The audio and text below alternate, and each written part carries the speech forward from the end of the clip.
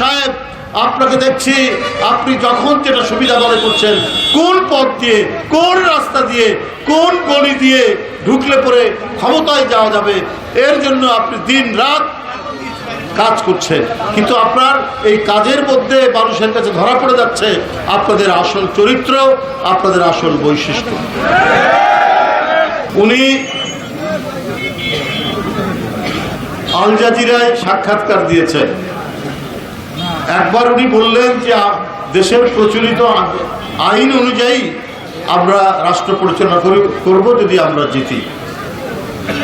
তখন সাংবাদিকরা প্রশ্ন করলো, আপনাদের তো আপনাদের কি বলে যে মূল যে দলীয় যে ইস্যু, আপনাদের যে গঠনতন্ত্র বা আপনাদের যে ম্যানিফেস্টো, সেখানে তো আপনারা শরিয়া আইনের কথা বলেছেন। তারপরে তিনি বললেন যে ধাপে ধাপে ধাপে ধাপে আমরা শরিয়া আইন দিকে যাব। তার মানে কোনোটাতেই তাদের কোনো কনসিস্টেন্সি নাই, তাদের কোনো সামঞ্জস্য বোধ নেই, কোনো প্রত্যক্ষ এবং জনগণের কাছে দৃঢ় অঙ্গীকার করার মতো কিছু নেই।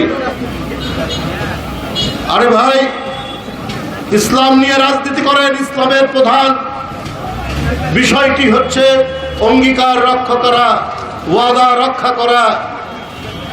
চলতে হয় সিরাতুল মুস্তাকিম, সরল সোজা পথে।